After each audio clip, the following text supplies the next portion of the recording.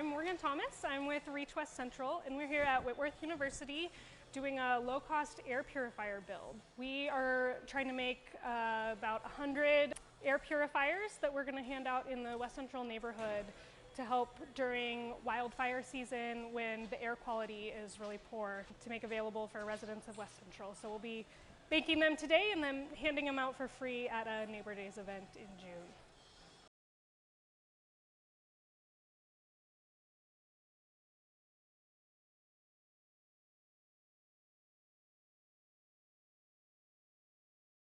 To make the template, the best way to make it actually involves taking apart the fan a little bit.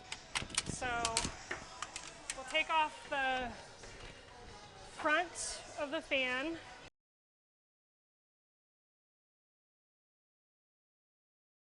Alright, so once you have all the screws off, you can just remove the front there and place it on the fan box. You have the 4 straightaways, so you want to mark kind of the edges where the straightaway starts and just a couple places on the straightaway, because then you can use a straight edge to actually do that. But then around the corners, you want to mark between each and every one of these.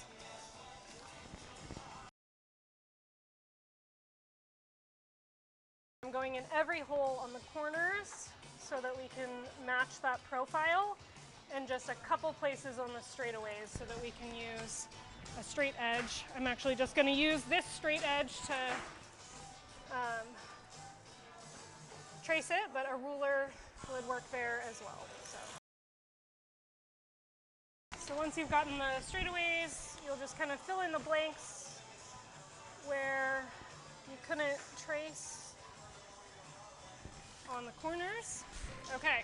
Now, to make the circle, the goal is to be about an inch away from the edge, and then we need to find the center of the fan.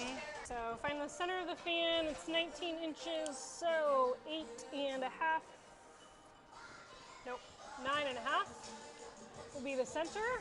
The distance is a little bit different on this side, just a little bit shorter than 19. You are going to take a string, and you're going to hold that string in the center. If you have a push pin, it might be nice to just push the pin right there. And then you're going to take that and find 1 inch away from the edge. So pull it tight, because that's going to give you the best.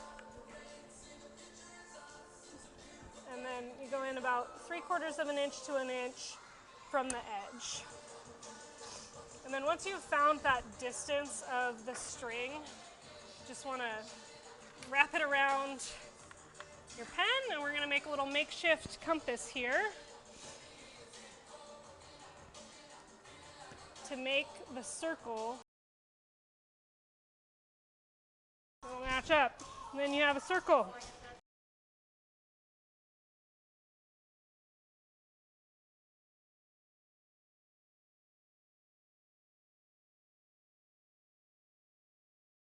So these are, we call them shrouds. They are just made of cardboard from the box that the fan came in, so we're not needing more resources. This comes with the box. So the shrouds are really important because it makes the fan more efficient. We're blocking off the corners of the airflow for the fan so that more air goes directly through the blades and therefore directly through the filter. So people will get more life out of their fans and more filtering power from adding these shrouds. So they're the hardest part of the whole build, but they are very important. So we have these templates that you will use and markers dispersed around. So we'll take the template and just put it right here on the pile on one of the boxes from the pile. And we'll have one person tracing the template. Thank you, Stephanie. Maybe 2 people if we have enough hands. And then once the template is traced, thank you. So the materials we need to cut this are a razor blade, box cutter, And it really helps if you have a metal straight edge to help guide the box cutter. It makes cutting the straightaways a lot easier. So we'll place the box cutter right here, and you want to go, since we traced the template, you want to go on the inside of the line so that you're cutting it.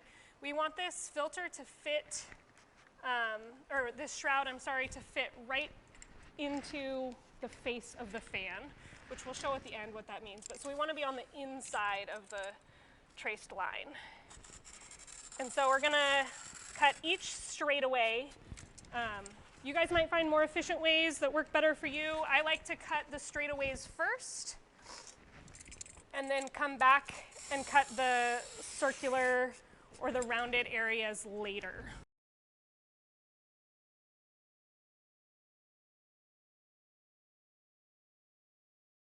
Okay, so I've cut all the straightaways, and now I'm going to carefully go around the corners. We want to spend a little extra time. Don't rush through this because we want the corners to be nice and fit nicely right into the face of the fan.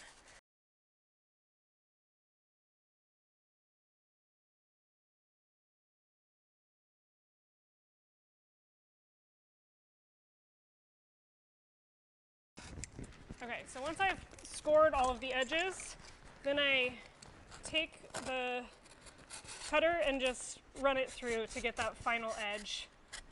Because that way you're not having to try and get it through at the same time that you're doing the precision cuts, and it goes pretty quickly to just go like this. But other people find it easier to go all the way through the first time, and that is just personal preference.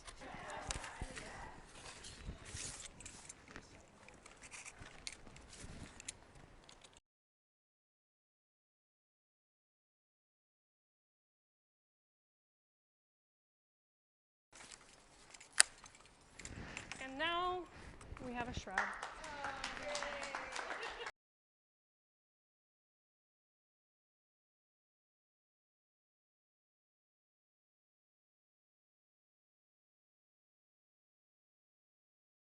Weather stripping station. So the weather stripping goes between the fan and the actual filter, and it helps just seal that. Again, this is about efficiency and making sure we're getting all the air filtered through the filter rather than leaking out the sides. So we have these rolls of weather stripping, and they will make 2.5 fans. So as you're starting the process, you'll use them to make the 2 fans and just set the half one aside.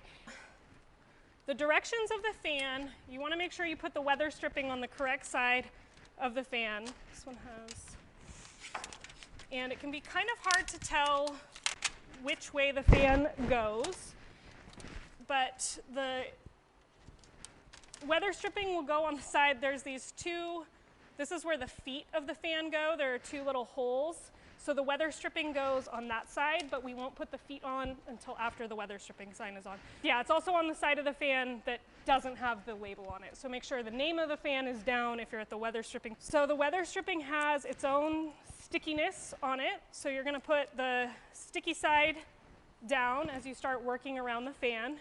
It's really important with the weather stripping that you don't stretch it. I think it's kind of human nature to try and like pull it tight, but we want it to be just relaxed, like as it comes, because if you stretch it, it wears faster. So it'll fall off, it'll degrade a lot faster. So we want to just lay it down without stretching it.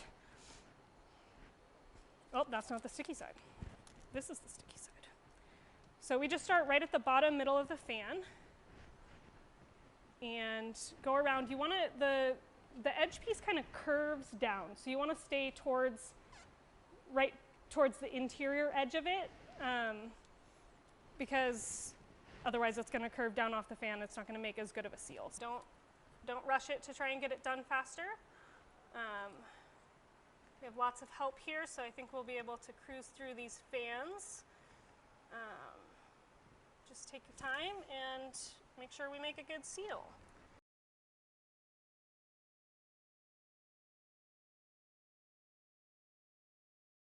And this is where we need scissors.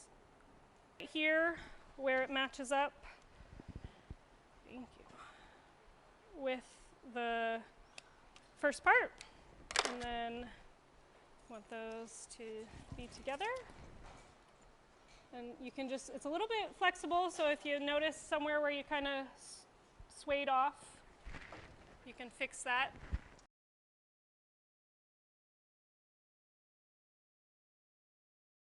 So the hot glue is just another tool that we use to make sure the seal is good, especially the corners, since they're rounded, aren't quite as friendly to the weather stripping. So we're going to want to put some hot glue around each of the corners, and then right here where we started it to make sure we keep it together.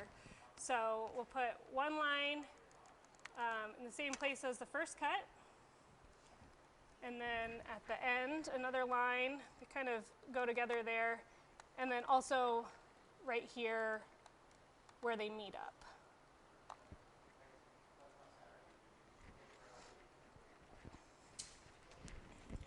And then around the corners, you just go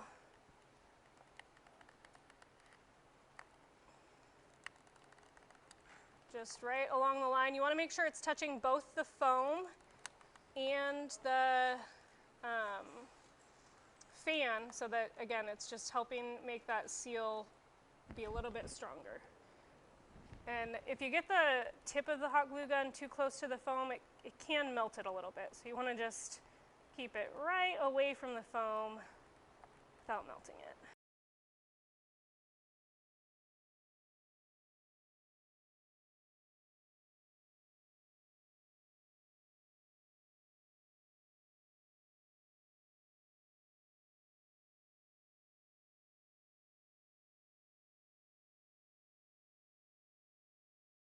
Then we'll put the glue gun back on the cardboard so it doesn't make a mess. And we are done with the weather stripping.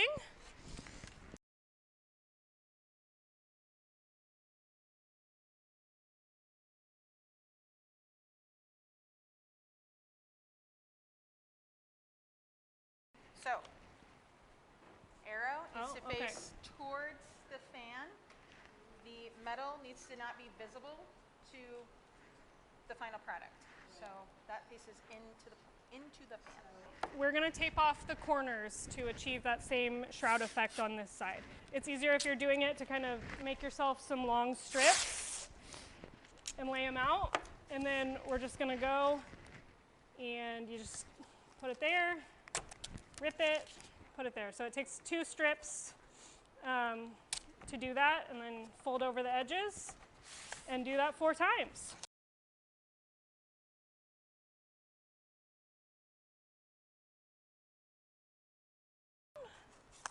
And now this filter and this fan are ready.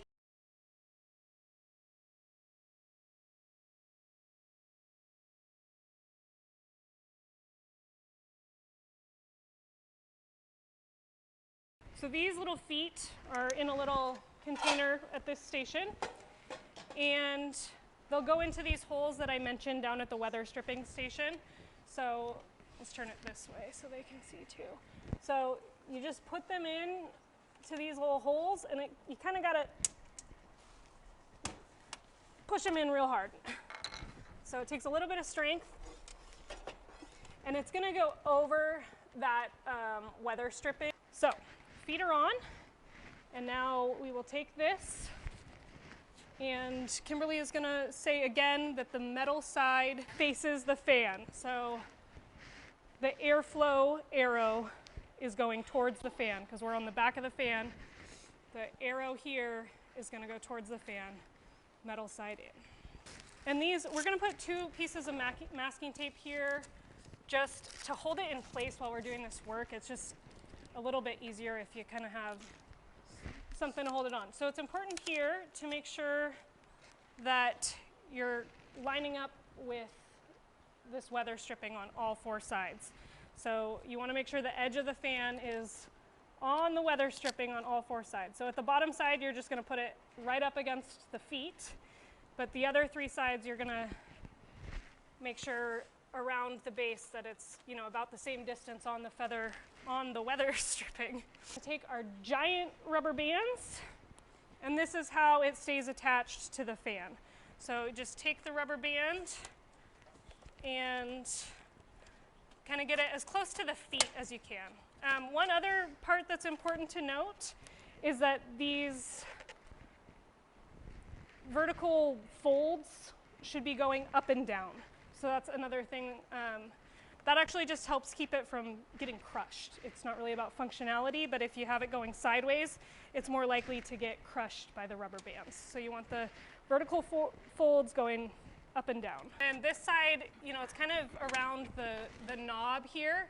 Just kind of make sure it's flat by the knob and get it as far over as you can there so it won't be in the way. Now we have our last step, which we need the shroud that we made in the first step. And now we're gonna put it in between the rubber bands. Sorry. Again, corrugated cardboard is gonna have these like kind of directionality to it. And to keep the fan from, or the rubber bands from crushing it, we want the corrugations to go up and down too. Slide it in there.